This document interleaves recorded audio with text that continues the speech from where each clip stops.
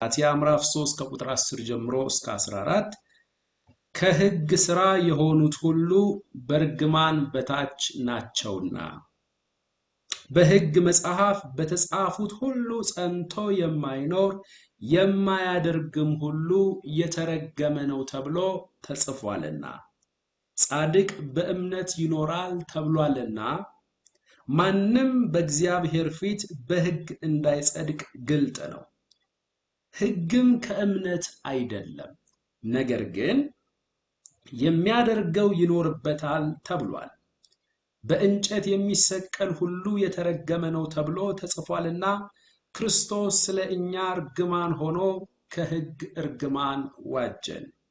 የመንፈስን ተስፋ በእምነት እንድንቀበል የአብርሃም በረከት ወደ አሕዛብ በኢየሱስ ክርስቶስ ይደርስላቸው ዘንድ ይላል። እንግዲህ ሕያው ቃል ትርጉም ላይ ቀለል አድርጎ ሐሳቡን እንድንረዳው የሚያብራራ ክፍል ስለሆነ በሕያው ቃል ደግምላችኋለሁ ማለት ነው። ከቁጥር 10 ጀምሮ የኦሪትን ሕግ በመፈጸም እንጸድቃለን የሚሉ ሁሉ ከርግማን በታች ናቸው። ምክንያቱም በራሱ በኦሪት በማናቸውም ጊዜ ከትእዛዛቱ አንዲቱን እንኳ የሚያፈርስ ማንም ሰው የተረገመ ይሁን ተብሎ በግልጽ ተጽፏል። የኦሪት ሕግ ማንንም በእግዚአብሔር ፊት አያጸድቅም። ምክንያቱም ጻድቅ በእምነት ይኖራል ተብሎ በቅዱሳት መጻሕፍት ተጽፏልና ከትእዛዛቱ አንዲቱን እንኳ ሳይሽር የሚጠብቅ ይድናል ከሚለው ከኦሪት ሕግ ይህ በእምነት የመዳኑ ጉዳይ የቱን ያህል የተለየ መሆኑን እስኪ ራሳችሁ ተመልከቱ። በእንጨት ላይ የተሰቀለ የተረገመ ነው ተብሎ በቅዱሳት መጻሕፍት እንደተጻፈ ክርስቶስ ስለ እኛ እርግማን ሆኖ የኦሪትን ሕግ ካለመጠበቅ ከሚደርስብን እርግማን ዋጅቶ ነፃ አድርጎናል። የዋጀንም እግዚአብሔር ለአብርሃም የሰጠውን በረከት አሕዛብን በክርስቶስ ኢየሱስ እንዲወርሱ ነው። እኛም በተሰጠን ተስፋ መሰረት በእምነት መንፈስ ቅዱስን እንቀበላለን ይላል። እግዚአብሔር የተባረከ ይሁን ለቃሉ። እንግዲህ ይህንን ክፍል በባለፈው ስንጀምረው የኦሪትን ሕግ በመጠበቅ እንጸድቃለን የሚሉ ሁሉ ከርግማን በታች ናቸው የሚለውን ቃል ነው እንግዲህ ርዕስ ሰተን እንደዚህ እያጠናን ያለን ማለት ነው። የኦሪትን ሕግ እግዚአብሔር በሙሴ በኩል ለእስራኤላውያን የሰጠውን የኦሪትን ሕግ በመፈጸም እንጸድቃለን የሚሉ ሁሉ ውጤቱን እኔ አስቀድሜ ልንገራችኋል። በብሉይ ኪዳን መጽሐፍትም ተነግሯል። በቅዱሳት መጽሐፍት በሕግ መጽሐፍ በሙሉ የተጻፉትን ጸንቶ በመጠበቅና በመፈጸም የማይኖር ሰው የተረገመ ነው ተብሎ አስቀድሞ ስለተጻፈ እናንተ ሕግጋትን ፈጽማችሁና ጠብቃችሁ በአምላክ ፊት ተቀባይነትን ለማግኘት የምትሹ ሰዎች ሆይ ውጤቱ እርግማን ነው፣ ከርግማን በታች ናችሁ እያለ ሐዋርያው ጳውሎስ በገላትያ አብያተ ክርስቲያናት ዘንድ ቅዱሳንን እያወኩ ያሉትን ሕግ ሰባኪዎችን ለሕጉ ቀናተኞች የሆኑትን ከአይሁድ እምነት ወደ ክርስትና የመጡትን ግን የሙሴ ሕግ ያለቀቃቸውን ሰዎች እንደዚህ አድርጎ ያስጠነቅቃቸዋል። ቁጥር 10 ከሕግ ሥራ የሆኑት ሁሉ ባጭሩ ሕግጋትን በመጠበቅ በአምላክ ፊት ተቀባይነትን እናገኛለን ብለው የሚያስቡ ሁሉ ሕግጋትን ለመጠበቅ የሚሯሯጡ ሁሉ በእርግማን በታች ናቸው። ውጤቱ እርግማን ነው። ውጤቱ እርግማን ነው። ሐዋርያው ጳውሎስ የኦሪትን ሕግጋት በመጠበቅና በመፈጸም ማንም ሰው በአምላክ ፊት ተቀባይነትን ማግኘት አይችልም። ሕግጋትን በመጠበቅ በአምላክ ፊት ተቀባይነትን እናገኛለን ብለው የሚያስቡ ሁሉ ከእርግማን በታች ናቸው። ውጤቱ እርግማን ነው ብሎ በሚያስተምርበት ጊዜ አንደኛ መጠንቀቅ ያለብን እያወራ ያለው አይሁዳውያንን ወክሎ እንደሆነ ሕጉ ለአሕዛብ አልተሰጠም። ሕጉ ለእስራኤል አባቶች በሙሴ በኩል ነው እግዚአብሔር በሲና ተራራ ላይ የሰጠው። ይህንንም ደግሞ ዮሐንስ ወንጌል ምዕራፍ 1 ቁጥር 16 ጀምሮ እኛ ሁላችን ከሙላቱ ተቀብለን በጸጋ ላይ ጸጋ ተሰጥቶናል ካለ በኋላ ሕግ በሙሴ ተሰጥቶ ነበርና፣ ነበር ፓስት ነው አይደለ? ነበር ፓስት ነው። ስለዚህ ለእስራኤል ሕዝብ እግዚአብሔር በሙሴ አማካኝነት ምን ሰጥቶ ነበር? ሕግን ሰጥቶ ነበር። በሙሴ በኩል የተሰጠው ሕግጋት በሙሉ የሚመለከታቸው 12ቱ ነገዶች የሆኑትን እስራኤላውያን እንጂ ፈጽሞ ከእስራኤል ሕዝብ ውጭ ያለውን የዓለምን ሕዝብ ወይም አሕዛብን የሚመለከት አይደለም። ቀጥሎ ይህንን ነገር በደንብ የሚያጠናክርልን ሮሜ ምዕራፍ 9 ከቁጥር 4 ጀምሮ የእግዚአብሔር ቃል ሕጉ ለማን እንደተሰጠ በደንብ አድርጎ አስረግጦ ይነግረናል። እነርሱም ኢትዮጵያውያን ናቸው አይልም። እነርሱም የጀርመን ሕዝብ ናቸው አይልም። እነርሱም እንግሊዞች ናቸው አይልም። እነርሱም እስራኤላውያን ናቸውና። ከዚህ በኋላ የሚዘረዘረው ነገር በሙሉ የሚመለከታቸው እነሱን ነው። እሺ፣ ልጅነትና ክብር፣ ኪዳንም ብሉይ ኪዳን ወይም ኦልድ ቴስታመንት ኪዳንን፣ የሕግም መሰጠት በሙሴ በኩል የተሰጠው ሕግና ስርዓት፣ የመቅደስም ስርዓት የመስዋዕትና የክህነት ስርዓቱን በሙሉ የሚያጠቃልለው፣ የተስፋውም ቃላት ስለ መሲሁና እሺ ብሉና ቢታዘዙ ሕግጋትን ቢጠብቁ የተሰጡ የተስፋ ቃላቶች አሉ። የተስፋውም ቃላት ለእነርሱ ናቸውና። ስለዚህ ሕግ መሰጠት፣ ኪዳን፣ የመቅደስ ስርዓት፣ የተስፋ ቃላቶች በሙሉ በብሉይ ኪዳን ለእስራኤል ሕዝብ ብቻ ነው የተሰጠው። እሺ፣ በዚያ በብሉይ ኪዳን ዘመን እኛ አሕዛቦች ወይም የኛ የአሕዛቦች አያቶቻችን በዚያ ዘመን የነበሩትስ? ኤፌሶን ምዕራፍ 2 ከቁጥር 11 ጀምሮ ኤፌሶን ምዕራፍ 2 ከቁጥር 11 ጀምሮ ምን ይላል? ስለዚህ እናንተ አስቀድሞ በሥጋ አሕዛብ የነበራችሁ፣ አይሁዳውያንን ወይም እስራኤላውያንን የሚመለከተውን ነገር በሙሉ አወራ። የሚመለከታቸው ሕግ ተሰጥቷቸዋል፣ ኪዳን ተሰጥቷቸዋል፣ አባቶች ለነርሱ ናቸው። እንዲሁም የተስፋ ቃላት ተሰጥቷቸዋል፣ የመቅደስ ስርዓትም ተሰጥቷቸዋል። ለነማን? ለእስራኤላውያን። በዚያ ዘመንስ ለኛ አልተሰጠንም? ለኛ ለኢትዮጵያውያን? ኤፌሶን ምዕራፍ 2 ቁጥር 11 ምን ይላል? ስለዚህ እናንተ አስቀድሞ በሥጋ አሕዛብ የነበራችሁ፣ ኖት እስራኤላውያን፣ አሕዛብ የነበራችሁ፣ በሥጋ በእጅ የተገረዙ በተባሉት እነሱ እነማን ናቸው? እስራኤላውያን። ያልተገረዙ የተባላችሁ፣ ይሄ ቃል ጀስት አንተ ሸለፈታም እንደማለት፣ ያልተገረዘ ካልተገረዘ ሰው ጋር ህብረት አናደርግም ነው፣ እንደ ንቀት አይነት ነገር። በእነርሱ ያልተገረዙ የተባላችሁ ይህን አስቡ። ምን እናስብ? ሐዋርያው አንድ ነገር እንድናስብ ፈልጓል። በተለይ ከአሕዛብ ዓለም የመጣን እኛ በዚያ ዘመን፣ በመቼ ዘመን? በብሉይ ኪዳን ዘመን፣ በሕጉ ዘመን የመቅደስ ስርዓት ሲፈጸም በነበረበት፣ የመስዋዕቱ ስርዓት በነበረበት በዚያ በብሉይ ኪዳን ዘመን ከእስራኤል መንግስት ርቃችሁ፣ ተመልከቱ፣ ለተስፋውም ቃል ኪዳን እንግዶች ሆናችሁ፣ በዚህም ዓለም ተስፋን አጥታችሁ፣ ከእግዚአብሔርም ተለይታችሁ ያለ ክርስቶስ ነበራችሁ። ያው የብሉይ ኪዳን አንድ የአሕዛብ አቋም ይህንን ይመስላል። ስለዚህ ሕጉ እኛን ይመለከታል፣ ሕጉ ለእኛም ተሰጥቶናል የሚል አንድ ኢትዮጵያዊ መጽሐፍ ቅዱሱን እንደሚገባ ካለመመርመሩ የተነሳ ነው።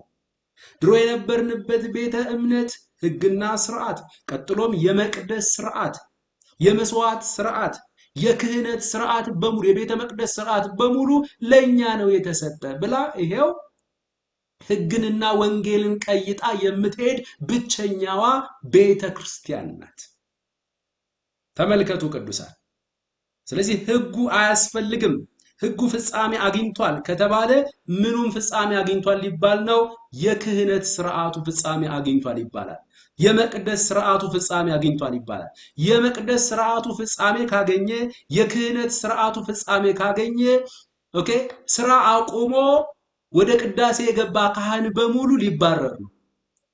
ተመልሰ ወደ እርሻ ገባ ሊባል፣ ተመልሰ ቢዝነስህን ጀምር፣ ወይ አዲስ ስራ ፈልግ፣ ወይ ደግሞ ወደ እርሻ ገባ ተብሎ ሊበተን ነው ማለት ነው።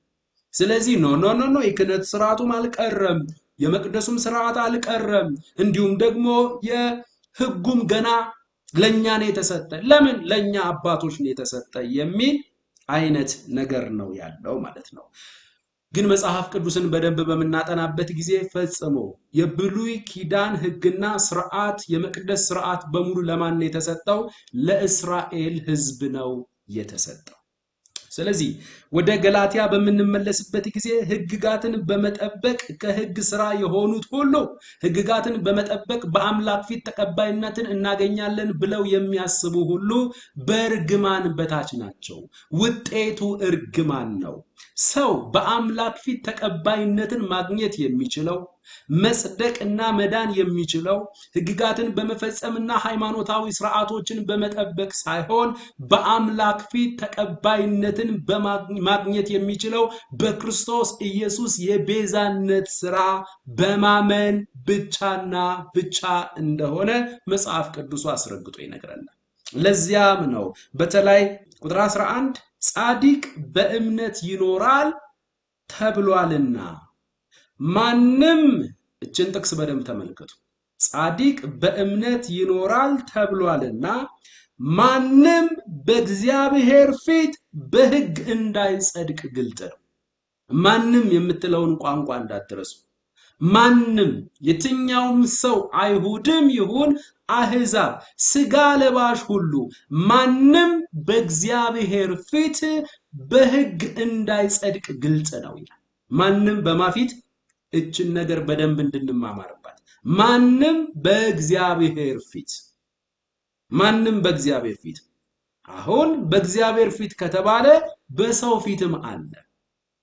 መጽሐፉ እያለ ያለው ማንም ሰው ሁሉን በሚያውቀው ፍጥረት ሁሉ እርቃኑን በሆነለት የልብ ሐሳቦቻችንን ሁሉ አብጠርጥሮ በሚያውቀው ሊሸወድ በማይችለው አምላክ ፊት ሕግጋትን በመጠበቅና በመፈጸም ማንም ሰው ሊጸድቅ አይችልም። ማንም ሰው በእግዚአብሔር ፊት በሕግ እንዳይጸድቅ ሕግጋትን ጠብቆና ፈጽሞ ተቀባይነትን ሊያገኝ እንደማይችልና እንደማይጸድቅ ግልጥ ነው ይላል። እዚህ ጋር በደንብ ተመልክቶ በእግዚአብሔር ፊት አለ፣ በሰው ፊት አለ። ብዙ ሃይማኖተኞች ቲያትር የሚሰሩት በማፊት ነው? በእግዚአብሔር ፊት ነው፣ በሰው ፊት ነው? ጻድቅ መስለው የሚታዩት በእግዚአብሔር ፊት ነው ወይስ በሰው ፊት ነው? ሰው ነው የሚሸወድላቸው። ባለባበሳቸው፣ ባጠማጠማቸው፣ ሃይማኖታዊ ቋንቋን በመጠቀማቸው እነርሱ ጻድቃን መስለው ይታያሉ። የሃይማኖቱን ወግና ስርዓት በመፈጸም አለባበስና ቋንቋን በመጠቀም በሰው ፊት ጻድቅ መስለው ይታያሉ። ኦኬ፣ ብዙ ጊዜ ሰው ሁሉ የሚሸወደው በምንድን ነው? በአለባበሳቸው። አለባበሳቸው ሃይማኖታዊ አለባበስ ነው። ጥምጥማቸው ነጭ ነው፣ ቀሚሳቸው ነጭ ነው፣ ጺማቸውም ነጭ ነው። እጃቸው ላይ አንዳች ነገር ይዘዋል። ያን ጊዜ እነርሱን የሚያይ ሁሉ አቤት አባ ይላል፣ በቃ እሳቸው ይላል በቃ። ሌሎች ደግሞ ቀሚስ፣ ቢጫ ቀሚስ አለ። ያንን ቢጫ ቀሚስ ለብሶ እንዲሁም ደግሞ ጸጉሩን ደግሞ ድሬድ አድርጎ እየተገለጠችልኝ እያለ ለዚህ ሕዝብ ስበክ ብላኛለች፣ ልካኛለች፣ በደመናን የተገለጠችልኝ እያለ ቢመጣ እየተገልጣለት ተብሎ ኦኬ፣ እናቶች ሁሉ ተሰብስበው፣ ወጣቱ ሁሉ ተሰብስቦ አባይስ በኩን ይባላል። ወዲያው ደግሞ ያንን ቢጫ ቀሚስ አውልቀህ ደግሞ አርብ ቀን ጀለብያ ለብሰህ ጺምህን ብራውን ቀብተህ ጣቀያህን አስቀምጠህ ሄደህ አረብኛ ቋንቋ እየተናገርክ ብታሰግዳቸው፣ የሶላት ቀን ብታሰግዳቸው አላህ የቀረበው ሰው ነው ትባላለህ። እዚያው እንደወጣህ ደግሞ አርብ ቀን አይደል ያንን ያደረከው? ቅዳሜን አድረህ እሁድ ቀን ፈርዘህ ጸጉርህን ክብ ክብ አድርገህ እንደዚህ አቁመህ ኮትህን ለብሰህ ሱፍህን ዘንጠህ ሄደህ ሃሌሉያ ሃሌሉያ ሃሌሉያ፣ በዚህ ጉባኤ መንፈስ አለ፣ በዚህ ጉባኤ መንፈስ አለ፣ ብዙ ሰዎች ነፃ ሊወጡ ነው፣ ብዙ ሰዎች ጌታ ሆይ ተናገር ተናገር፣ ባሪያህ እየሰማ ነው፣ ተናገር ተናገር፣ ለትውልዱ ብዙ መልእክት እንዳለ ገብቶኛል፣ ተናገር ቢል አንድ ጥቂት ደግሞ ሴቶች አሉ እሱን የሚያጅቡ ደግሞ ሃሌሉያ ብለው ይቀውጣሉ። እህቶች ቅርብ ናቸው ለእንደዚህ አይነት ነገር። ያን ጊዜ ትውልዱ ሁሉ ምን ይላል? ይሸወዳል። ሶስቱንም የሸወደው በምንድን ነው?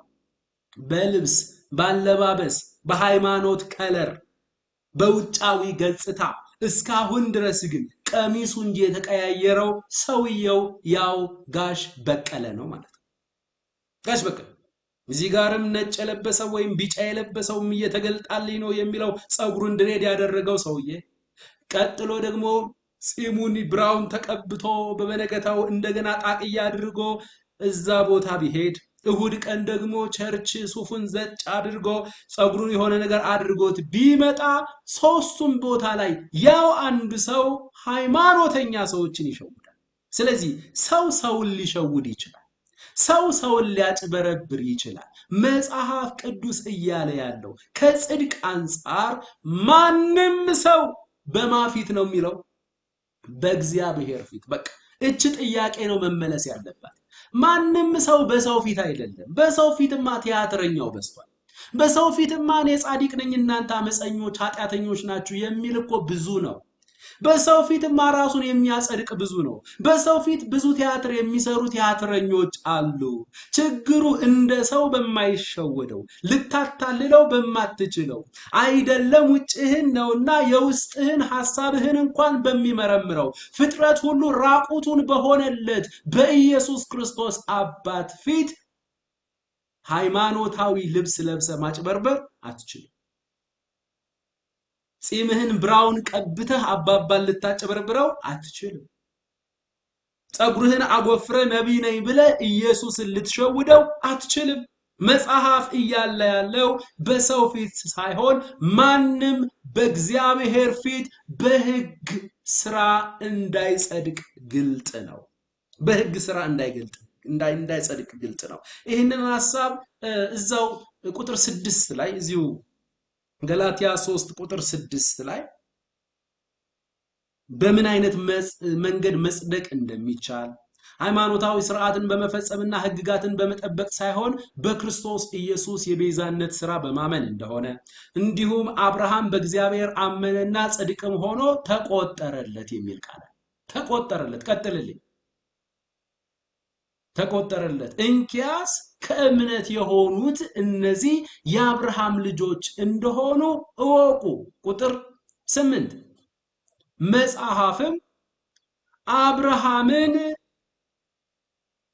መጽሐፍም እግዚአብሔር አሕዛብን በእምነት እንዲያጸድቅ ኖት በሥራ እያለ ያለው በእምነት ነው። ጽድቅ በአምላክ ፊት መጽደቅ የሚቻለው በክርስቶስ በማመን ነው። ተቀባይነትን ማግኘት የሚቻለው በክርስቶስ ኢየሱስ የቤዛነት ሥራ በማመን ነው። መጽደቅ የሚቻለው በኢየሱስ ክርስቶስ በማመን ነው። ከዚያ ውጭ ግን የትኛውም ሥጋ ለባሽ በአምላክ ፊት መልካም ሥራን በመስራት ሃይማኖታዊ ሥርዓትን በመጠበቅ ተቀባይነትን ሊያገኝ አይችልም ነው የሚለው። አይችልም ነው የሚለው። ስለዚህ ቅዱሳን በደንብ ልብ እንድትሉ የምፈልገው ነገር ማንም ሰው በማፊት ነው የሚለው? በእግዚአብሔር ፊት። እችን ነገር በደንብ እንያት። ከሕግ ሥራ የሆኑት ሁሉ በእርግማን በታች ናቸውና በሕግ መጽሐፍ በተጻፉት ሁሉ ጸንቶ የማይኖር የማያደርግም ሁሉ የተረገመ ነው ተብሎ ተጽፏልና ጻድቅ በእምነት ይኖራል ተብሏልና ማንም በእግዚአብሔር ፊት በሕግ እንዳይጸድቅ ግልጥ ነው። ማንም የትኛውም ሰው እንደዛ ከሆነ አንድ ቋንቋ እንፈልግ። በብሉይ ኪዳን ኢዮብ ምዕራፍ 4 ቁጥር 17 ላይ እንሂድ። በደንብ እንዲገባን። ምክንያቱም ሃይማኖተኛው ዓለም በእምነት ብቻ ሳይሆን በስራም ጭምር ነው መጽደቅ የሚቻለው። አብርሃም በእምነቱ ብቻ ሳይሆን በስራም ጭምር ጸድቋል ብሏልና የያዕቆብ መልእክትን አስተምህሮ የመሰረቱበት ጽድቅ በእምነት ብቻ ሳይሆን በስራ ጭምር ነው። እንደውም ስራ መቅደም አለበት። ስራ የሚለው የሃይማኖተኛው ዓለም ጩኸት ከየት መጣ? የሃይማኖተኛው ዓለም ጩኸት ከየት መጣ? የተለያዩ ሃይማኖቶችን ብትመለከቱ ድሮ የነበርንበትንም በሉ እስልምናምን በሉ ይሁዲነትንም በሉ የትኛውንም በምድር ላይ ያሉ ሃይማኖቶች በሙሉ ጽድቅን ካንተ ተግባር ወይም ከሰውየው ተግባርና ስራ ጋር ነው የሚያገናኙት። በአምላክ ፊት ሰው መጽደቅ የሚችለው ሰው መዳን የሚችለው ሃይማኖታዊ ስርዓትን በመፈጸምና በመጠበቅ ነው። አድርግ አታድርግ የሚሉትን በመፈጸም በመጠበቅ የመተጣጠብ ስርዓትን በመፈጸም በመጠበቅ በአምላክ ፊት ተቀባይነትን እናገኛለን ብለው ያስባል። ሃይማኖቶቹ በሙሉ አንድ ቋንቋ አላቸው። በእግዚአብሔር ፊት በመልካም ስራዬ ሃይማኖታዊ ስርዓትን በመጠበቅ በመተጣጠብ ስነ ስርዓት በመጾምና በመጸለይ ተቀባይነትን አገኛለሁ ብለው ያስባል። ነገር ግን መጽሐፍ ቅዱሱ ምን ይላል? ወደ ሃይማኖት ቋንቋዎች ከመሄዳችን በፊት መጽሐፍ ቅዱሱ ምን ይላል? ሃይማኖተኞች ባንተ ስራ ላይ ነው የምትጸድቀው። ጥቅስ ስትላቸው ቶሎ ብለው ያዕቆብ ጋር ነው የሚሄዱት። ያዕቆብ ላይ እምነት ያለ ስራ ከንቱ እንደሆነ አታይምን? አብርሃም እኮ በእምነት ብቻ ሳይሆን በስራ ጸደቀ ይላል። ስለዚህ ስራ ወሳኝነት አለው። ኢየሱስ ክርስቶስ የራሱን ስራ ጨርሷል። እኛም ደግሞ ልናግዘውና እሱን ልንረዳው ይገባል። ስለዚህ እንዲያውም ዓርብና ሮብ ጾመ ደህንነት ብለን አውጀናል። በቃ ዓርብና ሮብ ጾመ ደህንነት ብለን አውጀናል። የቀረውን ነገር ኢየሱስ የፈጸመውን ነገር ሁሉ ፈጽሟል። አንተ ደግሞ በህይወት ዘመን ሁሉ በክርስትና እምነት ውስጥ በሃይማኖታችን ዘንድ አድርጉ አታድርጉ የሚለውን ህግና ስርዓት በመጠበቅ አጽዋማትን በሙሉ በመፈጸም ከቻልክ ደግሞ ስጋ ወደሙን በመቀበል ይሉታል እነሱ። ስጋ ወደሙን በመቀበል ከቻልክ ደግሞ መንነ ገዳም ብትገባና ብትሞነኩስ እንደ በቃ ትልቅ ነው የምትለው ይላል። ሰው በመልካም ስራው ይጸድቃል የሚል መጽሐፍ ቅዱሳዊ መሰረት የለውም። ያዕቆብን እንመለከተዋለን ዛሬ። ወደ ያዕቆብ ከመሄዳችን በፊት ግን መጽሐፍ ቅዱስ እምነትን ጽድቅን ከእምነት ጋር ነው የሚያያይዘው። በዚያ ላይ ደግሞ እያለ ያለው ሰው በአምላክ ፊት ኖት በሰው ፊት ሰው በአምላክ ፊት መጽደቅ የሚችለው እንዴት ነው የሚለው ጥያቄ መመለስ አለበት። ለዚያም ነው ሐዋርያው ጳውሎስ በሮሜ መልእክቱ፣ በገላትያ መልእክቱ፣ በኤፌሶን መልእክቱ በተደጋጋሚ ሰው በእግዚአብሔር ፊት እንዴት ነው የሚጸድቀው የሚለውን ነው የሚመልሰው። በዋናነት ሰው በእግዚአብሔር ፊት እንዴት ነው የሚጸድቀው? ሰው በሰው ፊት አይደለም። በሰው ፊት ሰው ሃይማኖተኛ መስሎ ሸውዶ ሊያልፍ ይችላል። የሃይማኖት ከለር፣ የሃይማኖት ቋንቋ፣ የሃይማኖት ልብስ ተጠቅሞ ሰውን ሸውዶ ጻድቅ መስሎ ሊያልፍ ይችላል። ሰውን በልብስ ልትሸውድ ትችላለህ። ሰውን በሃይማኖት ቋንቋ ልትሸውድ ትችላለህ። ሰውን ሃይማኖታዊ ቲያትር በመስራት ከሱ ይልቅ አንተ የተሻልክ ጻድቅ ለእግዚአብሔር ቅርብ መስለ ልትታይ ትችላለህ። ነገር ግን ሊሸወድ የማይችል ክፍል አለ። በልብስ የማትሸውደው ክፍል አለ። ጺምህን ብራውን በመቀባት ልትሸውደው የማትችል ክፍል አለ።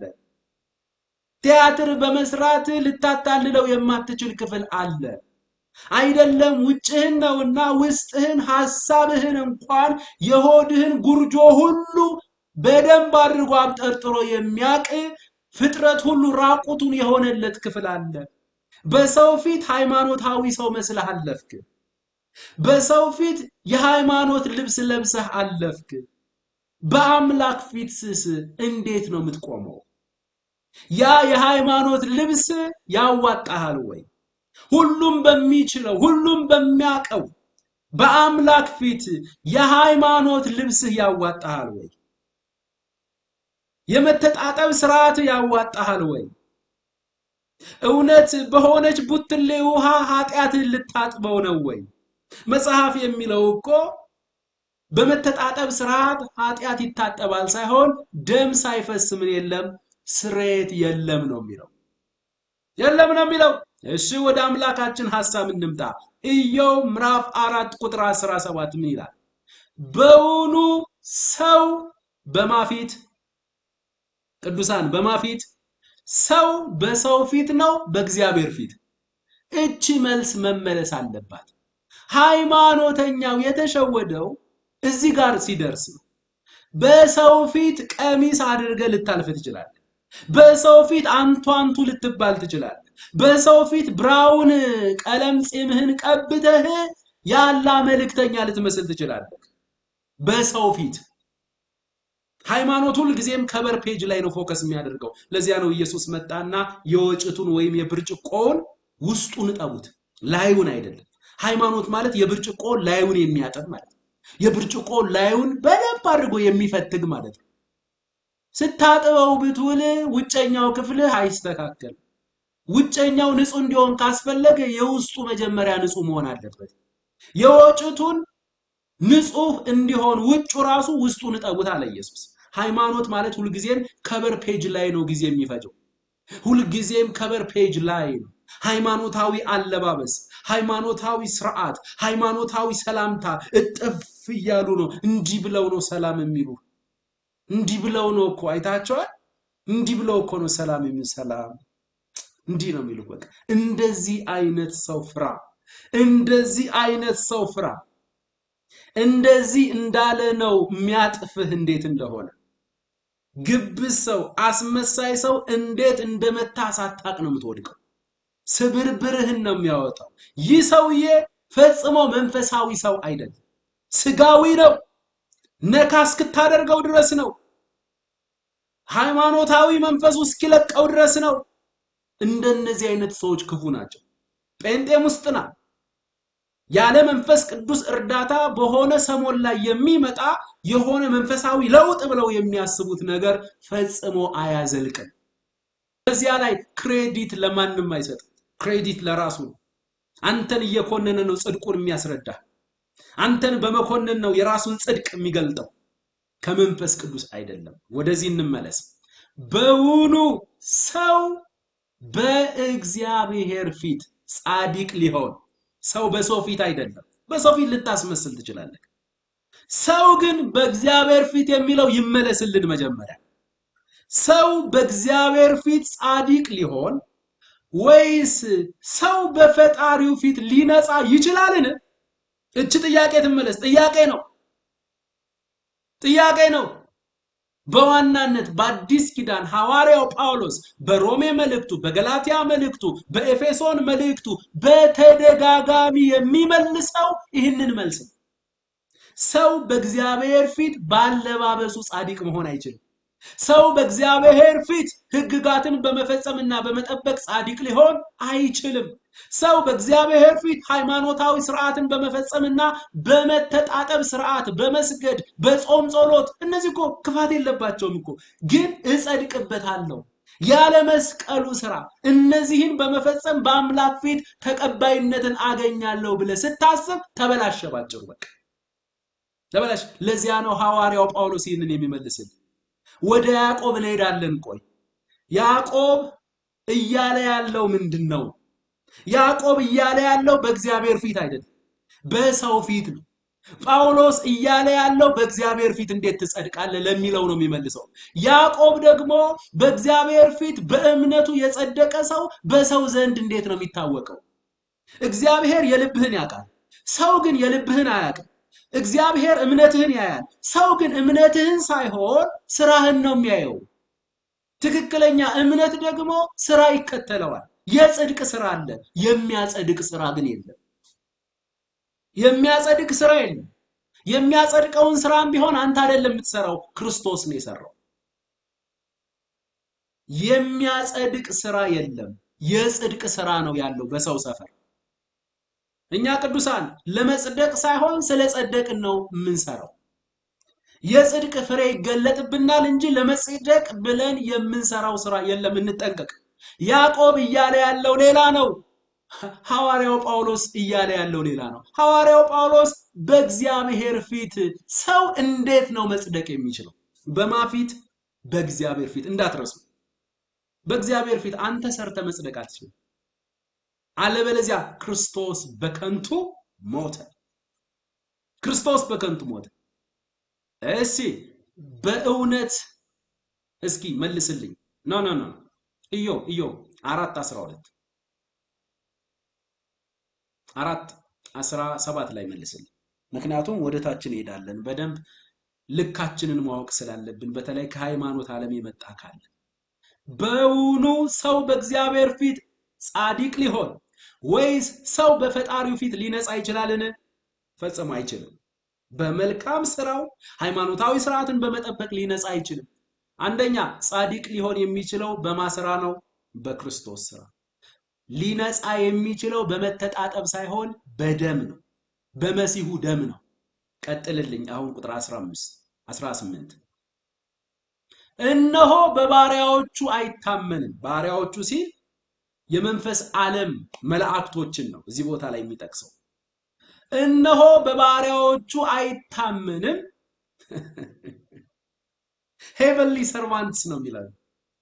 ሄቨንሊ ሰርቫንትስ በሰማያዊው ዓለም በመንፈሳዊ ዓለም አገልጋዮች በባሪያዎቹ አይታመንም። እሺ መላእክቱንም ስንፍና ይከሳቸዋል። ማይ ሎርድ ከእግዚአብሔር ጽድቅ የተነሳ መላእክቶች ራሱ ሼም ይዛቸዋል።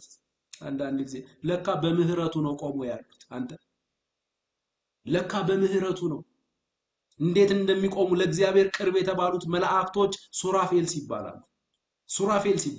ሱራፌል ማለት ራሱ የተቃጠለ የተለበለበ እንደማለት ነው። ኦኬ ወደ አምላክ ፕሬዘንስ የተጠጉት እርሱ ማንም ሊቀርበው በማይችለው ታላቅ ብርሃን ተሰውሮ ይኖራል። ወደዚያ ብርሃን የተጠጉት መላእክቶች ሱራፌል ሲባላሉ። ሱራፌልም አለ ኢሳይያስ እግዚአብሔርን በረጅምና ከፍ ባለ ዙፋን ላይ ተቀምጦ አየሁት፣ ሱራፌልንም አየው። አቋቋማቸው ምን ይመስላል? እንዴት ነው የሚያመልኩት? 6 ክንፍ ነበራቸው። በሁለቱ ክንፋቸው እግሮቻቸውን ይሸፍናሉ፣ በሁለቱ ክንፋቸው ፊቶቻቸውን ይሸፍናሉ፣ በሁለቱ ክንፋቸው ደግሞ ምን ይላሉ?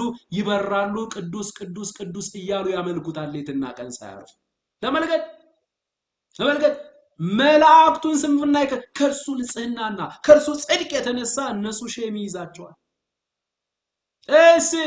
እነሱ ከተፈጠሩበት ጊዜ ጀምረው ተሳስተው የማያውቁ እህል በልተው የማያውቁ ድካም የሌለበት ዓለም ላይ ያሉ ሌትና ቀን ሳያርፉ ቅዱስ ቅዱስ ቅዱስ እያሉ የሚያመልኩት ስንፍና ከከሰሳቸው ጉድለት አገኛለሁ ቢል ጉድለት ሊያገኝባቸው ይችላል ይላል አንዳንድ በር።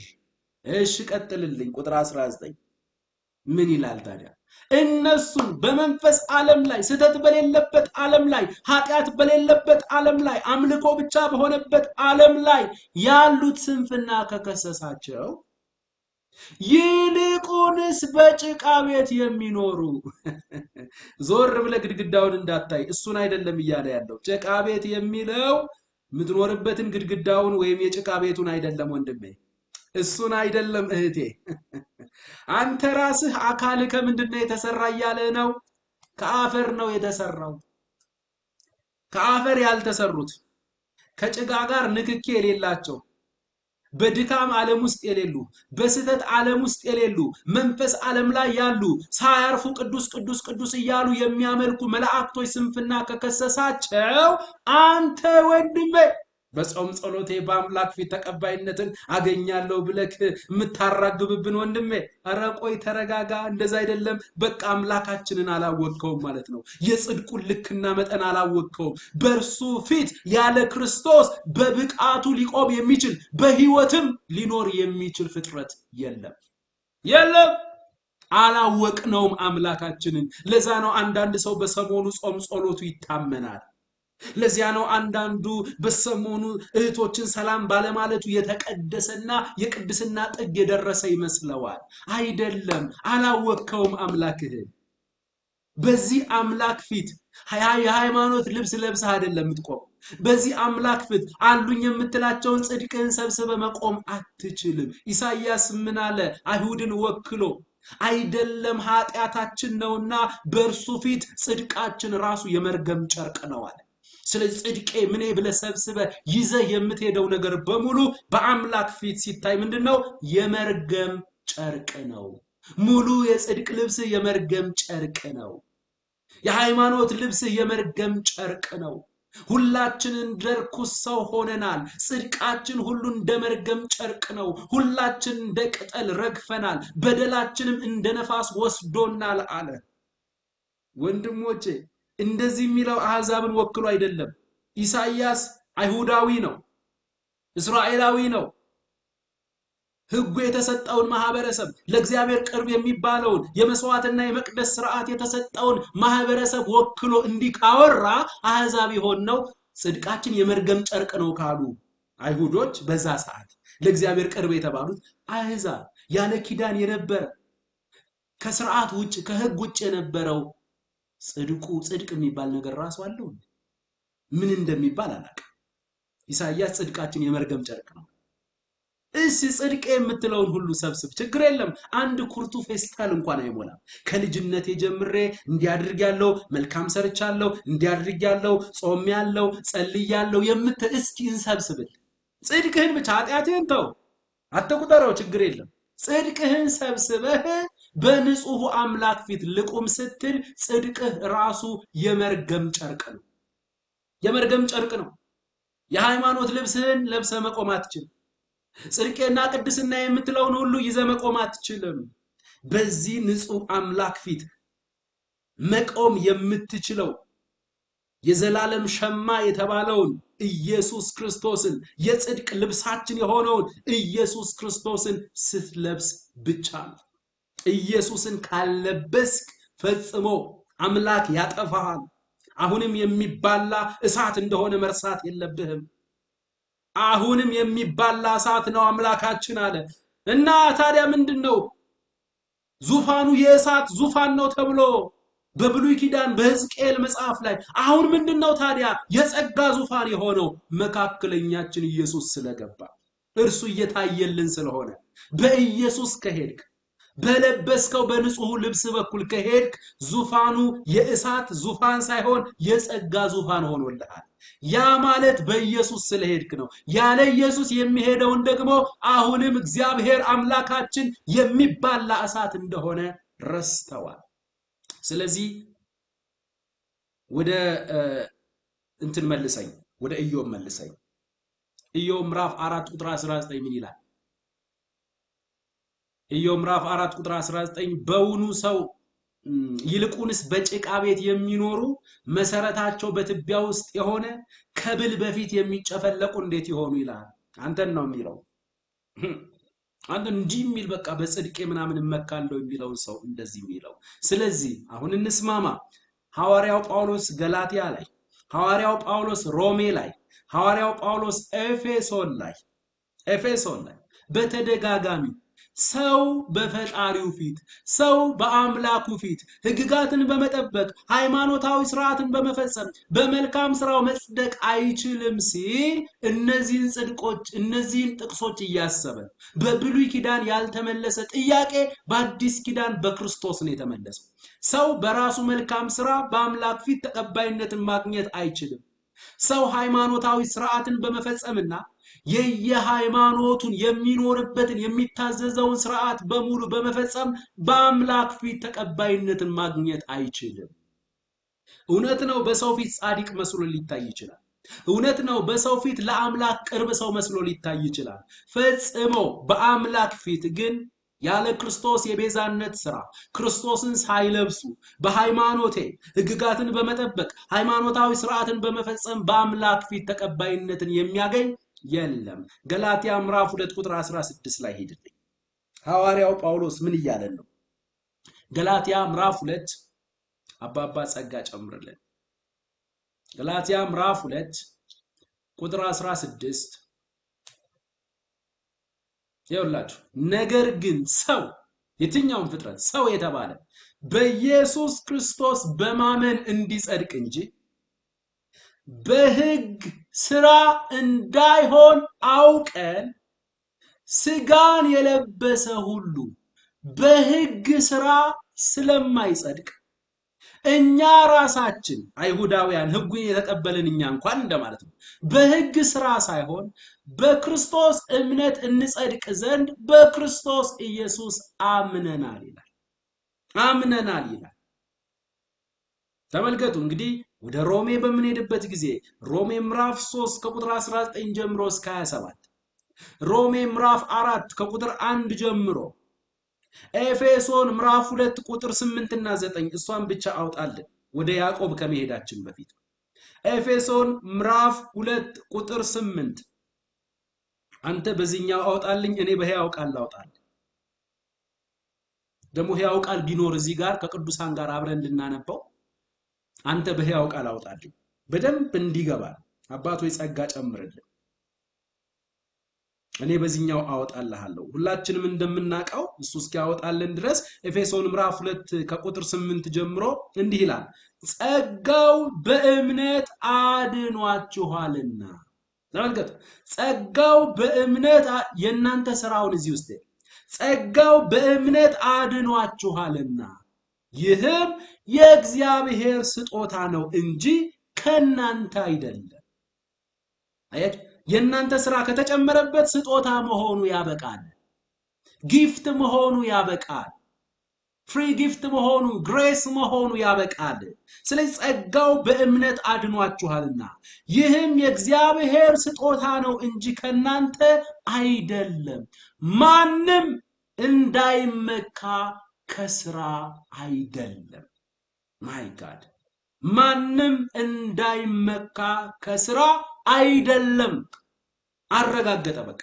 ከናንተ ጋር የተገናኘ አይደለም ደህንነታችሁ ክርስቶስ በሰራው የቤዛነት ሥራ ላይ የተመሰረተ ነው ከዛ ውጪ ደህንነት ውስጥ የኔም ተሳትፎ አለበት ማለት ስትጀምር ደህንነት መሆን ያቆማል because ጸጋው ጸጋ መሆን ስለሚያቆም እኔም ትንሽ ረድቸው አግዤው ስትል ክርስቶስ በከንቱ ሞተ የክርስቶስ ሥራ እኔን ለማዳን በቂ አይደለም እያልን ነው ሃይማኖተኛው ዓለም ሳያውቀው የኢየሱስ ክርስቶስ የቤዛነት ሥራ ላይ ነው ጥቃት እየፈጸመ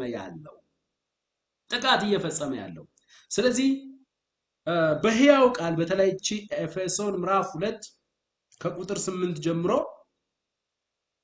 ኤፌሶን ምናልባት ከወጣልህ ጥሩ ካልወጣልህ ደግሞ ያነብላችኋለሁ እንዲህ ይላል ኤፌሶን ሕያው ቃል ኤፌሶን ምዕራፍ 2 ቁጥር 8 ኢየሱስ ክርስቶስን በማመናችሁ thank you so much እዚህ ጋር እያያችሁ ሞባይላችሁ ላይ መጥቶላችሁ ኢየሱስ ክርስቶስን በማመናችሁ በጸጋው ድናችኋል ይህም እናንተ በራሳችሁ ያገኛችሁት ሳይሆን የእግዚአብሔር ስጦታ ነው መዳን ለምናደርገው መልካም ተግባር የሚሰጥ ዋጋ አይደለም ማንም ሰው ደህንነትን ያገኘሁት በበጎ ሥራዬ ነው ሊል አይገባም አባቶይ እናመሰግናለን ይህንን ቨርዥን እለቅላችኋለሁ ቴሌግራም ግሩፓችን ላይ እለቅላችኋለሁ የኛ ልጆች እነ ዮኒ እነ ቦይስ ሰርተው እንትን ላይ ለቀው አፕ ስቶር ላይ ለቅ ማነው ፕሌይ ስቶር ላይ ለቀውታል አፕ ስቶር ላይ አሁን በቅርቡ እንለቃለን ብለውኛል ፕሌይ ስቶር ላይ ለቀውታል ስለዚህ ምንድነው የሚለው አንዴ ደግመን እናንብበው ቅዱሳን ኢየሱስ ክርስቶስን በማመናችሁ በጸጋው ድናችኋል ይህም እናንተ በራሳችሁ ያገኛችሁት ሳይሆን የእግዚአብሔር ስጦታ ነው መዳን ለምናደርገው መልካም ተግባር የሚሰጥ ዋጋ አይደለም ማንም ሰው ደህንነትን ያገኘሁት በበጎ ሥራዬ ነው ሊል አይገባም 4 ነጥብ ሃይማኖት በሙሉ በዜሮ ተባዛ ሃይማኖተኞች እንደዚህ አይነት ጥቅሶችን አይፈልጉም ኦኬ ሐዋርያው ጳውሎስ አሁን እየመለሰልን ያለው ኃጢያተኛው ሰው ቅዱስ በሆነው አምላክ ፊት በደለኛው ሰው ንጹህ በሆነው አምላክ ፊት ሊጸድቅ የሚችለው ሊድን የሚችለው ተቀባይነትን ሊያገኝ የሚችለው በምን አይነት መንገድ ነው? በመልካም ስራው አይችልም። ሃይማኖታዊ ስርዓትን በመፈጸም አይችልም። እና በክርስቶስ ኢየሱስ በተፈጸመች የቤዛዎት ስራ ማለትም በሞቱና በትንሳኤው ካመነ እምነቱ ጽድቅ ተደርጎ ይቆጠርለታል። አምላክም ያለ መልካም ስራ በክርስቶስ ያመነውን ተቀብሎ ለማጽደቅ ዝግጁ ሆኗል። ለዛ ነው ኤፌሶን ምዕራፍ 2 ቁጥር 18 ላይ በእርሱ ስራ በክርስቶስ ስራ ሁላችን በአንድ መንፈስ ወደ እግዚአብሔር አብ የመግባት አክሰስ አግኝተናል ይላል። አባት ሆይ እናመሰግንሃለን። ከሃይማኖት ግርግር ከሃይማኖት እውርነት ነፃ ስላወጣሃል፣ ስለታደግከን፣ የነበርንበትን ጨለማ እናስታውሳለን። የነበርንበትን ግራ መጋባት እናስታውሳለን። ስም ይባረክ። አሁን ሐዋርያው ጳውሎስ ይህንን በደንብ ያዙልን። መጽደቅ የሚቻለው በማፊት በቃ እኛ እያልን ያለነው በአንድዬ ፊት በእግዚአብሔር ፊት አንተ በሰራው ልጸድቅ አትችልም። አንቺ በሰራሽው ልጸድቂ አትችልም።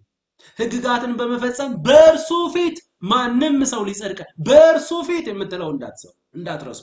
በአምላክ ፊት በእግዚአብሔር ፊት በእርሱ ፊት ኖት በሰው ፊት በእርሱ ፊት በእምነታችን ክርስቶስን በማመናችን በቤዛነቱ ስራ ድነናል፣ ጸድቀናል፣ ተቀባይነትን አግኝተናል ነው እያልን ያለን። ሰዎቹ ደግሞ ሃይማኖተኞች ደግሞ በራሳችን ስራ ነው የምንጸድቀው፣ በራሳችን ስራ ነው የምንድነው፣ እምነት ብቻ በቂ አይደለም። ጥቅስ ያዕቆብ እውነት እያለ ያለው በእግዚአብሔር ፊት ነው በሰው ፊት? ያዕቆብ ላይ እኮ ሄደን ስናነበው እኮ ያዕቆብ እኮ ከሆነ ሰው ጋር እያወራ እኮ አንተ ከንቱ ሰው እያለ እኮ እምነት አለኝ ትላለህ፣ እምነትህን ግን በስራ አትገልጥም። እኔ ግን እምነቴን በስራ አሳያለሁ። ያንተ አይነት እምነትማ አጋንንትም ያምናሉ። እምነትን በስራ ማትገልጥ ከሆነ ይሄ የሞተ እምነት ነው እያለ እኮ የሚያወራው የሆነ ሰውዬን እኮ ነው። ወደ ጎን እኮ ነው የሚያወራው። ወደ አንድዬ እኮ አልጠቆመንም ያዕቆብ። ጳውሎስ ወደ አንድዬ በእሱ ፊት አለ። በእሱ ፊት በእምነት ከጸደቅ በእግዚአብሔር ፊት በእምነት የጸደቀ ሰው ደግሞ በሰዎች መካከል ሲመላለስ እውነተኛ አማኝ መሆኑ እንዴት ይታወቃል? ያዕቆብ ይገልጥልናል። ያዕቆብ እያለ ያለው እውነተኛ እምነት ካለህ እውነተኛ እምነት እኮ ስራ ይከተለዋል። እውነተኛ እምነት እኮ ትክክለኛ የሆነ የጽድቅ ስራ ሲሰራ ታገኘዋለህ እያለ ያለው ያዕቆብ እንጂ ለመዳንማ የሆነ መፍጨርጨር አለብህ አይደለም እያለ ያለው አይደለም።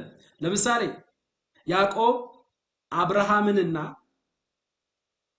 እንዲሁም ደግሞ ማናት ረዓብን ጋለሞታይቱ ረዓብን ነው የሚያነሳው።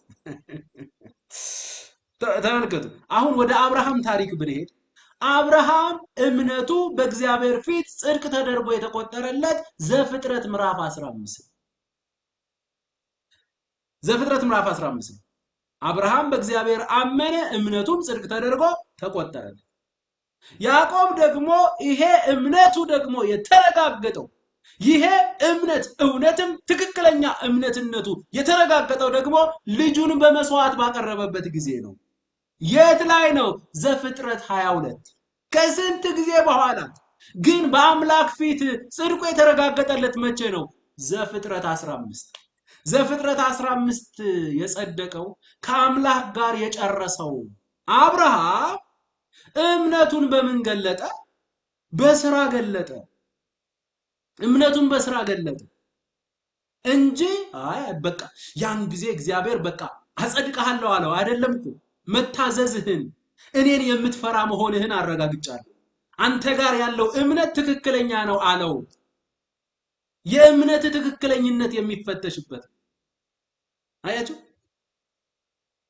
ስራችን የመጽደቃችን ምክንያት ሳይሆን የመጽደቃችን ውጤት ነው። በደም ተረዱኝ ቅዱሳን። ሰርተ ሳይሆን ሰርቶል ጸድቀሃል። እውነተኛ እምነት ግን በስራው ምን ይላል ይታወቃል። ስለዚህ የምንሰራው ለመጽደቅ ሳይሆን ስለጸደቅን። አሁን አብርሃም ጋር እዛው ልውሰዳችሁ። እውነት ለመናገር እንደዛ ማለት ደግሞ እንዳትሳሳቱ ቅዱሳን። ረረረረ እንደዛ ከሆነማ መስራት አለብኝ ብለክ አሁን እንደ ካቶሊክ ዝም ብለክ ቦኖና ምን እየተከልክ ደግሞ እንዳትዞር አይደለም። እንደዛ አይደለም። ረረረ እንደዛ ከሆነማ አይ ሰላምታም ራሱ ከዚህ በኋላ እንትን ማስተካከል አለብኝ። ከመሬት ተነስተ ደግሞ እንዳትሰራ። ቆይ ተጠንቀቅ። ከመሬት ተነስተ የአካባቢውን ሰው በሙሉ ድሃዎችን እየፈለኩ ደግሞ እንዲሁም ደግሞ ወይነ ቤት እየሄድኩኝ ደግሞ መጠየቅ አለ። የሚገርም ነው ብለክ ቆይ ሳታውቀው የሞሃይ ትሬዛ መንፈስ ደግሞ እንዳይገባብህ። ኦኬ ሳታውቀው ዝም ብለህ ድሃ ደግሞ እየፈለክ አይደለም። እንደዛ አይደለም እያለ ያለ በደንብ ተረዱኝ ቅዱሳን። አሁን ያዕቆብ ስለማን አነሳልን? ስለ አብርሃም አነሳልን። ኦኬ አብርሃም መቼ ነው የጸደቀው አለን? ዘፍጥረት ምዕራፍ 15። ህግ የሚሉ ሰዎች ካሉ ደግሞ አብርሃም በእምነት ከጸደቀ ከ430 ዓመት በፊት ነው ህጉ የተሰጠው። ጭራሽ አብርሃም በእምነት ከጸደቀ ከ430 ዓመት በኋላ የተሰጠው ህግ እንዴት ያጸድቃል? ምክንያቱም አብርሃም ህግ በሌለበት ነው በእምነት የጸደቀው። ያው የአብርሃም በረከት ነው በወንጌል አማካኝነት ወደ አሕዛብ የመጣው ቅዱሳን። እሺ አብርሃም እግዚአብሔርን አመነ፣ እምነቱም ጽድቅ ሆኖ ተቆጠረለት። እሺ እግዚአብሔር ዘፍጥረት 22 ላይ አንድ ቋንቋ ይናገራል። እስኪ ስሙት። እዚህ ላይ ዘፍጥረት 22 ልጁን ይዞ እንዲሄድ በጠየቀው ጊዜ ከነዚህም ነገሮች በኋላ እግዚአብሔር አብርሃምን ፈተነው። ምን ብሎ ፈተነው? እንዲህም አለው፣ አብርሃም ሆይ፣ አብርሃምም እነሆ አለሁ አለ። ቁጥር 2ን ተመልከቱ። የምትወደውን አንድ ልጅህን ይስሐቅን። ይህንን ቋንቋ ተመልከቱ። የምትወደውን አንድ ልጅህን ይስሐቅን። ቆይ አብርሃም በሰዓቱ አንድያ ልጁ የሚወደው አንድ ልጁ ይስሐቅ ብቻ ነው እንዴ? አንድያ ልጅ ነው ይስሐቅ? እስማኤልስ ልጅ አይደለም? እንዲያውም እኮ ከይስሐቅ ቀድሞ እኮ የተወለደው ማን ነው? እስማኤል። ታዲያ የምትወደውን አንድ ልጅህን ቀዳሚውን በኩሩን እስማኤልን ይዘህልኝና ለምን አላለውም? ልብ በሉ። ያመነው በእርሱ እርዳታ ነው። ያመንን እኛ የሚገለጥብን ስራ ደግሞ የራስ ብቃት ሳይሆን የመንፈስ ቅዱስና የጸጋ ውጤት ነው። ስራህን ከራስ ጋር እንዳታገናኝ አመጣልሃለሁ። ልብ በሉ ቅዱሳን። አብርሃም ከሁለት ሴቶች ሁለት ልጆችን ወልዷል። ከአጋር እስማኤልን፣ ከሳራ ደግሞ ይስሐቅን ወልዷል። ተመልከቱ። ከአጋር የተወለደው እስማኤል እንደ ስጋ ፈቃድና በስጋ ችሎታ በአብርሃም ጥረት ውጤት የመጣ ነው። አብርሃም እስማኤልን ሲወልድ መውለድ ስለቻለ፣ መስራት ስለቻለ፣ መተኛት ስለቻለ በራሱ ብቃት ያመጣው እግዚአብሔር ተወልዳለህ ባለው የተስፋ ቃል የመጣ አይደለም። ሲያየው እግዚአብሔር እየሰራ አይደለም እንዴ? ሲያየው እድሜው እየሄደ ነው። ሲያየው የአብርሃም እድሜ እየሄደ ነው። ከሳራ ጋር ተመካከሩና አብርሃም እግዚአብሔር እንኳን የሰጠህን የተስፋ ቃል የሚፈጽም አይመስልም እና እንርዳው እናግዘው እግዚአብሔር እና በራሳቸው ጥረት ሳራ እንኳን ተስማምታ ወደ ባሪያዋ ወደ አጋር እንዲገባ ፈቀደችለት። በውስጠ ታዋቂነት የእግዚአብሔርን የተስፋ ቃል እግዚአብሔር ከተናገረ በኋላ የረሳው ይመስላልና ተጋግዘን እናምጣለት የሚልም ነገር አለ። ስለዚህ አብርሃም ከባሪያይቱ ከአጋር እስማኤልን ያለ እግዚአብሔር የተስፋ ቃል እግዚአብሔርን ሳያማክር በራሱ ችሎታ በራሱ ብቃት መውለድ ስለሚችል ያመጣው የራሱ ውጤት ነው። እስማኤል ጋር እግዚአብሔር የለበትም። እስማኤል ጋር አብርሃም ኃይል ስላለው አቅም ስላለው መውለድ ስለሚችል ያመጣው ልጁ ነው። ልብ በሉ። ስለዚህ እስማኤልን ስትመለከቱ የአብርሃም የጥረት ውጤት የአብርሃም ችሎታ ነው።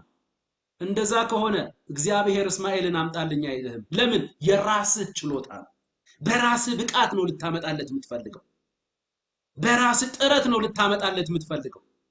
እና አብርሃም በራሱ ብቃት በራሱ ጥረት ያለ እግዚአብሔር ተሳትፎ ያለ እግዚአብሔር የተስፋ ቃል መውለድ ስለሚችል ጥንካሬውን ችሎታውን ተጠቅሞ ከባሪያይቱ ከአጋር እስማኤልን አመጣ። ወደ ይስሐቅ እንምጣ። እግዚአብሔር ደግሞ በተራው ጊዜው ደረሰ። አብርሃም 100 ዓመት ሆኖታል። ሳራ ደግሞ 90 ዓመት ሆኗታል። ሴቷ በ45 አትወልድም ነው የሚባለው፣ እሷ ጭራሽ ደብል ሄዳለች። አብርሃም የሞተ ሰው ይመስል ነበር ይላል። ልብ በሉ፣ አብርሃም የሞተ ሰው ይመስል ነበር። ያ የወንድሙ ልጅ ሎጥ ተማርኮ በጠላት በሄደበት ሰዓት ላይ 400 የቤቱን ልጆች ሁሉ ይዞ ባሪያዎቹን ሰራተኞችን ሁሉ ይዞ ሄዶ ጠላትን ሁሉ ድል ነስቶ ሎጥን አስፈትቶ የጠላትን ምርኮ ሁሉ ማርኮ የመጣ ያ ጀግና ያንን የመሰለ አብርሃም በራሱ ብቃት ያለ እግዚአብሔር ተሳትፎ ደግሞ ከአጋር ልጅ ወልዶ ያመጣው ያ ጀግና ዜሮ ገባ። የሞተ ሰው ይመስል ነበር። ዜሮ ገባ። እግዚአብሔር ያንተን የጥረት ውጤት አይፈልግም። ዜሮ እስክትገባ ድረስ ይጠብቀሃል። እኔ እችላለሁ ካልክ እግዚአብሔር እንዳንተ አይነት ሰው መጠቀም አይፈልግም። ለምን? ካንተ ጋር ተባብረን ያመጣነው ነው ትለዋለህ። ስለዚህ ለሱ ብቻ ሳይሆን ላንተም ክብር ይገባሃል። ስለዚህ በችሎታ አማላይ ችሎታ አለኝ እግዚአብሔር ሆይ ምን ልስራልህ ስትል ይሄ ልጅ ገና አልበሰለም ማለት ነው። ቆይ ኃይሉን ይጨርስ ትባላል።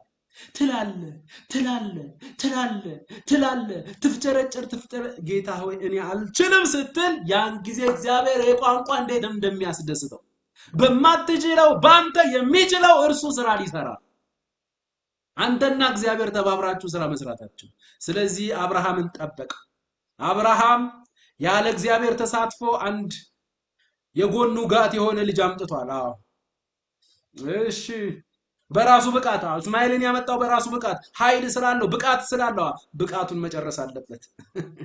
ብቃቱን መጨረስ አለበት እና ዜሮ ገባ። የሞተ ሰው ይመስል ነበር። ያንን የመሰለ ጀግና ፀሐይ መሞቅ እፈልጋለሁ ልጆቼ ይላል። ተሸክመው ያወጡታል። ያንን የመሰለ ጀግና ቫይታሚን ዲ የምስራቅን የሚድል ኢስትን ፀሐይ በደንብ አድርጎ ከለበን አቃጠለኝ አስገቡኝ ይላል። ተሸክሞ ያስገቡታል። አብርሃምን የመሰለ ጀግና ዜሮ ገብ የሞተ ሰው ይመስል ነበር።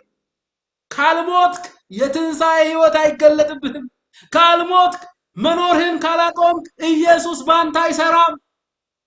የኢየሱስ ህይወት አይገለጥብህም። አንተና ኢየሱስ ተባብራችሁ መስራት አትችሉም። አንተ ልትሰራ ስትነሳ ክርስቶስ መስራቱን ያቆማል። ክርስቶስ እንዲሰራ ካስፈለገ አንተ አትስራ። ለሱ ፈቃድ ስሜት ዕውቀትህን አሳልፈህ ስጥ። አንተ በቃ ጌታ ሆይ ልኑርልህ ስትል ኢየሱስ መኖሩን ያቆማል።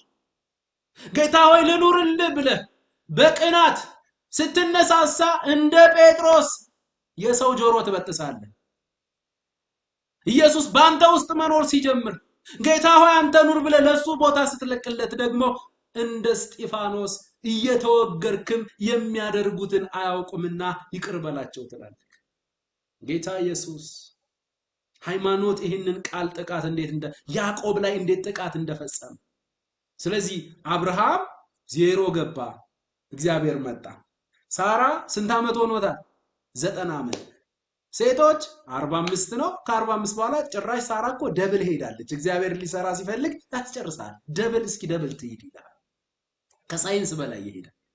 ከዛ አንድ ቀን እግዚአብሔር መጣ በተስፋ ቃል፣ የማይዘገይ የማይቸኩል ሰዓቱን ጠብቆ የሚሰራ መጣ። አብርሃም ሆይ አይ እግዚአብሔር ማይሆን ሰዓት ላይ መጣ አይነት ነገር። አቤት እግዚአብሔር እኔ ኤልሻዳይ ነኝ የሚለው ቃል እኔ ሁሉን የምችል ነኝ ብቻ አይደለም። እኔ የማይችሉትን ራሱ ማስችል ነኝ ነው። በማይችሉት ውስጥ የሚቻልን ነገር ማምጣት የምችል ኤልሻዳይ፣ እሱማ ሁሉን ቻይ ነው። በማትችለው ባንተ በማትችው ባንቺ ውስጥ ግን የሚቻልን ነገር ሲያመጣ ኤልሻዳይነቱ በእኛ ህይወት ይገለጣል። እና እኔ ኤልሻዳይ ነኝ የዛሬ ዓመት ወንድ ልጅን ትወልዳለህ ሲል አብርሃም እግዚአብሔር እግር ስር ተንበርክኮ ሳቀ። ሳራ ከድንኳኑ ጀርባ ሆና ሳቀች። በደንብ ያለ ከዛ በኋላ አብርሃም የድሮ ማንን ሳራን ሲያት 20 ቤት ውስጥ ምናምን በነበረችበት ጊዜ ያለው መልኳ ውበቷ መጣ።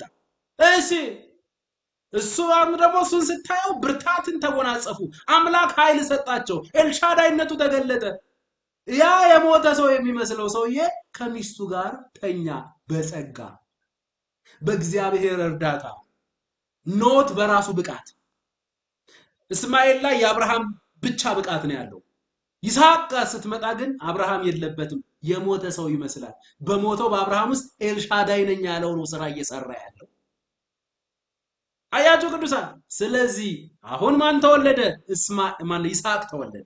ልብ በሉ ነገሩ እንደዚህ ከሆነ እግዚአብሔር እስማኤልን አምጣልኝና ሰዋልኝ ያላለው እስማኤል የራስ የጥረት ውጤት ነው። እኔ የሌለሁበትን ነገር ያልሰራሁበትን ነገር አልፈልግም፣ ያንተን ጥረት አልፈልግም እና ይስሐቅን ይዘህልኝና ምን ማለት ነው? የራሴን የብቃት ውጤቴ። ይስሐቅ ማለት የትንሣኤ ህይወት ከሞተው ከአብርሃም ውስጥ የወጣ። ስለዚህ ሞተሃል ሲልህ መጽሐፍ ቅዱስ እመን፣ የትንሣኤ ህይወት ሊገለጥብህ። አማላይቭ ካልክ አይሰራብህም፣ የትንሣኤ ህይወት አይገለጥም። ትዳክራታለህ። ክርስትና ውስጥ በራስህ ትግል መኖር ደግሞ ኢትስ ቦሪንግ። ሌላ ሃይማኖት ቢሆን እኮ ትችላለህ፣ ራስንም እያታለልክ ሰውንም ክርስትና ውስጥ በራስህ ጥረት ትሞክራለህ፣ ትላለህ። ይድክም እኔ የተምታታብኝ ነገር አለ። በቃ ክርስትና ለኔ አይሆንም፣ ለና ሀብትሽ ነው የሚሆነው። ጌታ ሆይ በቃ ተወኝ ትላለህ የሆነ ሰዓት ላይ። አይደለም ሚስጥሩ ስላልገባ። አሁን እኔ ሕያው ሆኜ አልኖርም። ልትኖር የምታስብ ወንድሜ፣ እኔ ሕያው ሆኜ አልኖርም፣ ክርስቶስ ግን በእኔ ሕያው ሆኖ ይኖራል። እግዚአብሔር ወደ ክርስትናው ዓለም ሲያመጣን እኛ እንድንኖር ሳይሆን ልጁ እንዲኖርብን ነው የጠራን። አትታገል። ፈቃድ፣ ስሜት፣ ዕውቀታችሁን ለኢየሱስ ስጡት። በእናንተ ውስጥ በመንፈሱ በኩል ኑሮ ሊኖር መጥቷል። መስቀሉ ላይ ብቻውን እንዳዳነህ ብቻውን ባንተ ይኖራል። መስቀሉ ላይ ካላገዝከው ለደህንነት ያንተ እርዳታ ከሌለበት ለኑሮህም ያንተ እርዳታ የለበትም። ፈቃድ፣ ስሜት፣ ዕውቀትህን ለእርሱ አሳልፈ ስጠው። በአንተ ውስጥ እኮ በመንፈሱ እየኖረ ነው። የጸጋውን አቅም የሰጠህ እኮ ህይወቱን ሊገልጥ ፈልጎ ነው። ስለዚህ አብርሃም የራሱን ብቃት አይደለም ራሱ መስዋዕት አድርጎ የሰጠው የእግዚአብሔርን ብቃት። እግዚአብሔር ከኛ የሚፈልገው የራሱን፣ ያንተን አይፈልግም፣ የላብሽን አይፈልግም፣ የጥረትህን አይፈልግም። የጸጋውን ውጤት ነው የሚፈልገው፣ የመንፈሱን ውጤት ነው የሚፈልገው። ኢየሱስ በአንተ ውስጥ የሚኖረውን የትንሣኤ ህይወት ነው የሚፈልገው፣ የራሱን ገንዘብ ነው የሚፈልገው። ስለዚህ አብርሃም ስለጸደቀ ጽድቁን በምን አሳየ? በስራ። እግዚአብሔር ደግሞ ከአብርሃም ደግሞ የአብርሃምን ጥረት ሳይሆን በአብርሃም በኩል እሱ ራሱ የሰራውን ስራ መስዋዕት አድርጋ አቅርብ። አለቀ በቃ። እንደዚሁ ሁሉ እኛም ለመጽደቅ ሳይሆን ስለጸደቅን የጽድቅ ኑሮ ምን ይልብናል? ይገለጥብናል። አንድ ነገር ብቻ ልበላችሁና ልጨርስ። አንድ ነገር ልበል። እውነተኛ እምነት ስራ ይከተለዋል። ያዕቆብ ስንል ደግሞ ያዕቆብ ራሱ ሐዋርያት ሥራ ምዕራፍ 15 ላይ የመጀመሪያው የቤተ ክርስቲያን ስብሰባ ላይ ሰዎች የሙሴንም ሕግ ጠብቀው መጽደቅ አለባቸው የሚሉ ሕግ አክራሪዎች ሲነሱ ጴጥሮስ ተነስቶ እኛና አባቶቻችን ልንሸከም ያልቻልነውን ቀንበር፣ ሕጉን ማለት ነው፣ በደቀ መዛሙርት በአማኞች ጫንቃ ላይ በመጫን አሁን እግዚአብሔርን ስለምን ትፈታተኑታላችሁ ሲል ጴጥሮስ ቀበል አደረገና ያዕቆብ እኛ ያላክናቸው ሰዎች ሕግጋትን ትጠብቁና ትገረዙ ዘንድ ብለው ልባችሁን እንዳወኩና በቃል እንዳናወጧችሁ ሰምተናል አለ ያዕቆብ። ታዲያ በሕግ ስራ ሳይሆን በጸጋ ነው የሚጸደቀው ተብሎ የሐዋርያት ሥራ ምዕራፍ 15 ላይ አብሮ ያዕቆብ እንደዛ ካወራ በኋላ ዞር ብሎ በመልእክቱ ሌላ ነገር የሚጽፍ ይመስላችኋል? አይ ሕጉም ያስፈልጋል የሚል ይመስላችኋል? ፈጽሞ እያለ ያለው ሌላ ነገር ነው። ከዚህ የተነሳ ያለ ስራ ለመልካም ስራ ድነናል። ያለ ስራ ለመልካም ስራ፣ ያለ መልካም ስራ ለመልካም ስራ ድነናል። በመልካም ስራ አትድንም፣ ለመልካም ስራ ግን ድናል። እውነተኛ እምነት ካለ ደግሞ እውነተኛ እምነት የሚያመጣው የህይወት ለውጥ አለ፣ የህይወት ምልልስ፣ ክርስቶስን መምሰል ይለዋል ሐዋርያው ጳውሎስ በተደጋጋሚ። ስራ ድነትን አያመጣም፣ ድነት ግን መልካም ስራን ያመጣል። ልብ በሉ፣ ስራ ድነትን አያመጣም፣ ድነት ግን መልካም ስራን ያመጣል። መልካም ስራ የድነታችን ዓላማ፣ የእምነታችን ደግሞ ማስረጃ ነው። ልብ በሉ፣ መልካም ስራ የድነታችን ዓላማ፣ የእምነታችን ደግሞ ማስረጃ ነው። ስለሆነም ሰው መልካም በማድረግ ባይጸድቅም፣ ሰው መልካም ነገር በመስራት ባይጸድቅም፣ የጸደቀ ሰው ግን መልካም ስራን ያደርጋል። መልካም ስራን ያደርጋል። መልካም ስራ የድነት ምክንያት ሳይሆን የድነት ውጤት ነው። ሃይማኖተኛው አሁን ስራን ያስቀድመዋል፣ ከመዳን በፊት ስራን ያስቀድመዋል። መልካም ስራ የድነት ምክንያት ሳይሆን የድነት ውጤት ነው። ይህም መልካም ስራ የጸጋውና የመንፈስ ቅዱስ ውጤት እንጂ በራሳችን ትግል የምናመጣው የኛ አንጡራ ሀብት እንዳልሆነ ደግሞ ልንረዳና ልብ ልንል ይገባል። የጸጋው የመንፈስ ቅዱስ ውጤት በራስ ትግልም አይደለም።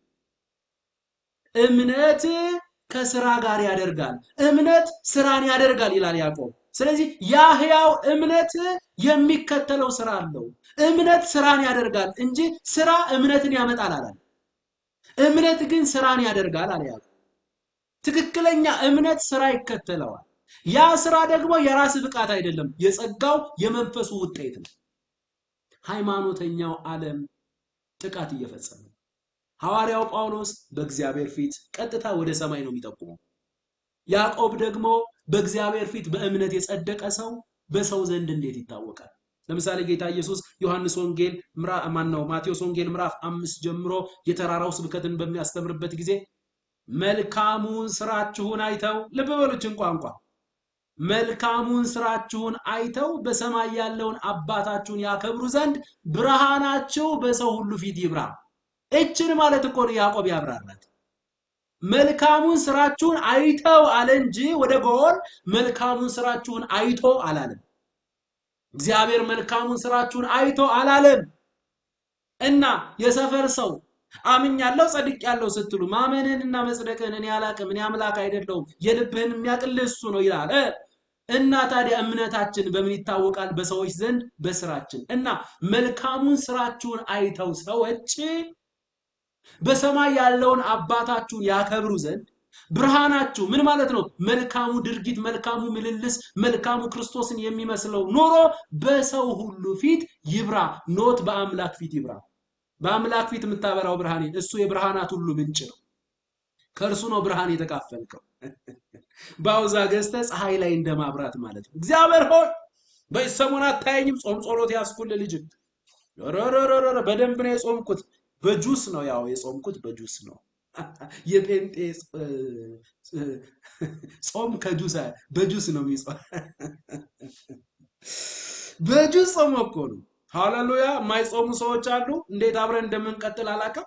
እኔና እናንተ እኩል መንግስተ ሰማይ የምንገባ ከሆነ የእግዚአብሔር መንግስት መቀለጃ ሆናለች ማለት ነው። በጁስ እየጾምክ እንደዚህ ትለናለህ። ለዚህ አባ እንኳን ምን አጠፋን? ጫካ ገብተው ድንጋይ ተንተርሰው ቅጠል በልተው ግንድ መስለው ቆመው ምንም ጣፋጭ ነገር ሳይመገቡ እንዳንተ አልተናገሩም። በጁስ እየጾም የጴንጤ ጾም እኮ በጁስ ነው። አንተ በጁስ ነው። በዛ ላይ ደግሞ የጠዋቱን እሺ አልበላንም፣ ከሰዓት አልበላንም፣ ማታ ላይ ስንበላ እኮ የጠዋቱንና የምሳ ሰዓቱን ሁሉ ሰብስበን እኮ ነው። አንተ ላይ የሚነሳ ቢፌ እኮ ነው የሚመስለው እኮ ስትበላ። አባቶ ይባርክ ጸጋ ጨምርልህ። ስለዚህ ምንም ትምክህት አያስፈልግ። ጸጋ ካለ ትምክህት በዜሮ ይባዛል። ምንም ኢየሱስ ከበራ ኢየሱስ ከተገለጠ የኛ ነገር ሁሉ ቦታውን ይዟል። የአባት ሆይ ልጅህን አድምቀው፣ በህይወታችን ልጅህን ብቻ አጉላው። እኛ ልናንስ፣ እርሱ ልቆ ደምቆ ሊታይ ይገባል። ስላስተማርከን እናመሰግንሃለን። በሚቀጥለው ኔክስት ያለው እንመለከታለን። ከእግዚአብሔር ከአባታችን ከጌታም ከኢየሱስ ክርስቶስ ብዙ ጸጋ፣ ብዙ ሰላም፣ ብዙ ምህረት ለሁላችን ይሁን። አሜን።